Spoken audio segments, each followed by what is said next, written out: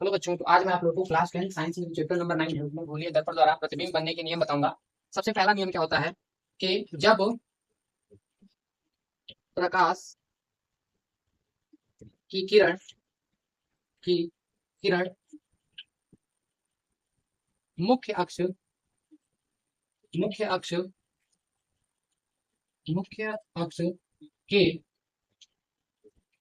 समांतर समांतर दर्पण पर दर्पण पर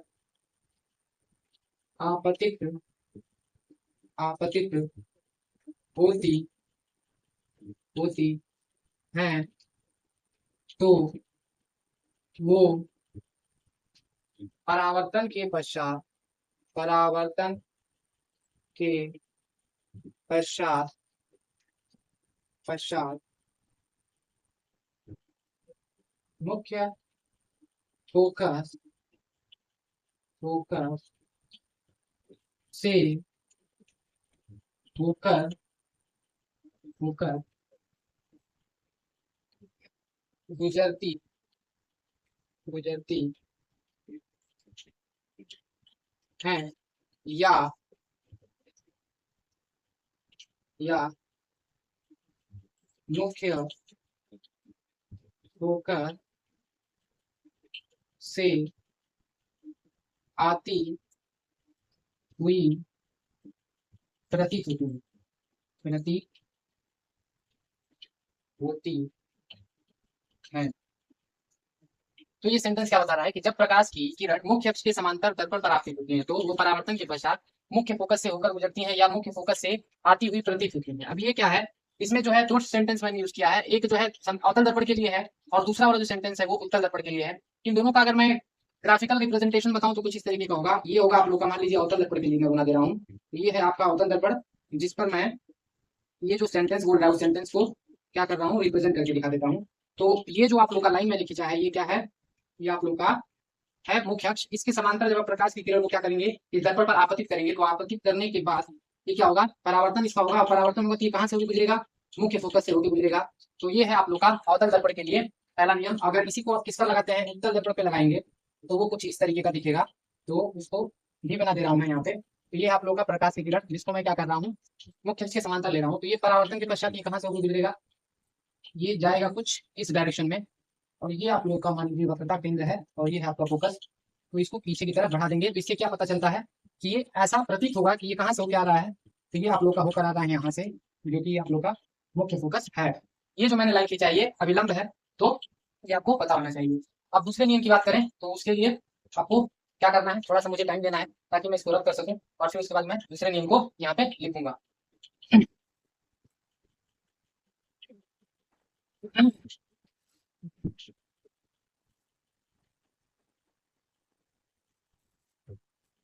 तो दूसरा जो नियम है, दूसरा नियम क्या बताता है कि जब प्रकाश की कोई भी किरण, जब प्रकाश की कोई भी किरण कोई भी किरण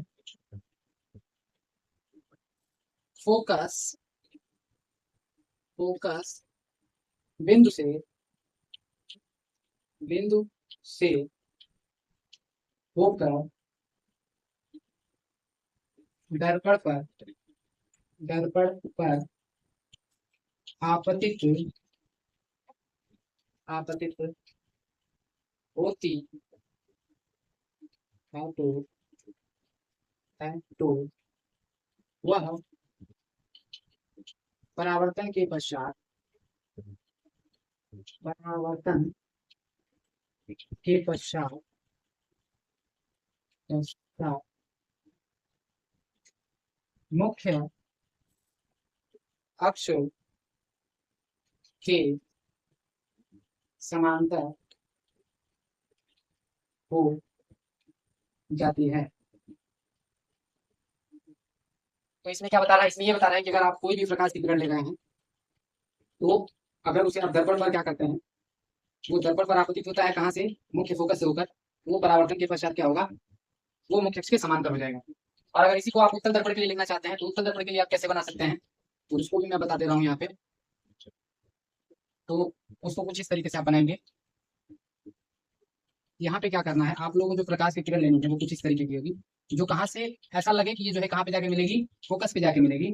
अगर ऐसा सिचुएशन हुआ तो ये जो है क्या होगी, परावर्तन के पश्चात मुख्य अक्ष की क्या हो जाएगी, ये समांतर हो जाएगी। तो यहाँ पे आप लोगों को अगर डिफाइन करना होगा तो आप बोल सकते हैं कि जब प्रकाश की कोई भी किरण जो मुख्य फोकस की ओर जाती हुई प्रतीत हो रही है, और ये जो है दर्पण पर ये क्या होती है, आपतित होती है। कैसे दर्पण पे, उत्तल दर्पण पे। तो परावर्तन के पश्चात ये जो है प्रकाश की किरण जो है मुख्य अक्ष के समांतर हो जाएगी। मुझे उम्मीद है कि आप लोगों को ये दोनों नियम में समझ में आया होगा। अब मैं तीसरे नियम को भी बताता हूँ, तो उसके लिए आप लोगों को फिर से थोड़ा सा वो करना पड़ेगा ताकि मैं इसको रख कर सकूँ।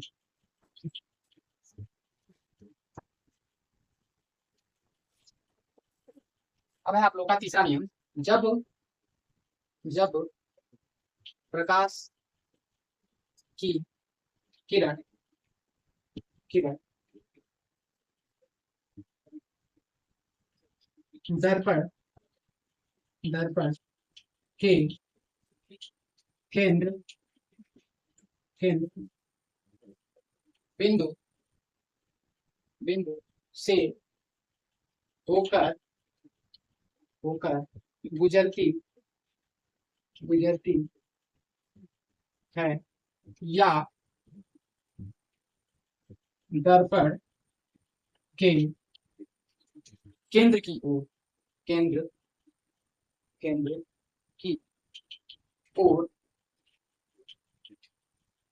जाती हुई हुई प्रतीत प्रतीत होती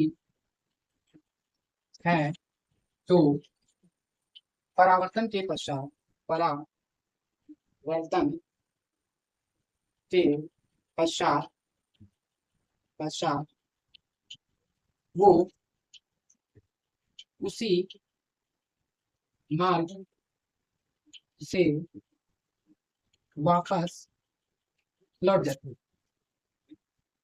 लौट जाती है। ठीक है। अब ये क्या बता रहा है, ये बता रहा है कि अगर आप लोग का कोई भी प्रकाश की किरण है जो कि क्या कर रही है, दर्पण के केंद्र से होकर गुजर रही है, तो परावर्तन होगा। तो परावर्तन के दौरान क्या देखने को मिलेगा कि वो उसी रास्ते से वापस लौट जाएगी जिस रास्ते से वो आ रही है। तो इसको मैं यहाँ पे बना कर बता दे रहा हूँ। जैसे कि आप लोग का है, ये आप लोग का अवतल दर्पण, इस पे मैं इसको रिप्रेजेंट करके दिखाता हूँ। ये है आप लोग का, मान लीजिए वक्ता केंद्र, और ये है आपका फोकस। तो जब आप प्रकाश की किरण को ऐसे आपतित करते हैं जो कि ऐसे आ रही है, परावर्तन जब होगा तो इसी रास्ते से ये वापस लौट जाएगी। तो ये आप लोग का लाइन सीधा होगा, ये आपको दिमाग में रखना है। अगर इसी चीज को मैं किस पे बताना चाहूँ, उत्तल दर्पण के लिए बताना चाहूँ, तो वो कुछ इस तरीके का होगा। यहाँ पे मैंने क्या बोला कि जो है वक्रता केंद्र के ओर जाती हुई, या वक्रता केंद्र की ओर आती हुई। देखिए यहाँ पे ये प्रकाश की किरण है, तो ये जब क्या करेगी, ये ऐसे जाएगी। अगर ये वक्रता केंद्र की ओर जा रही है तो परावर्तन जब होगा तो ये यहीं से रिटर्न हो जाएगी। मुझे उम्मीद है कि ये सभी के सभी नियम आपको बहुत ही अच्छे से समझ में आए। Thank you guys.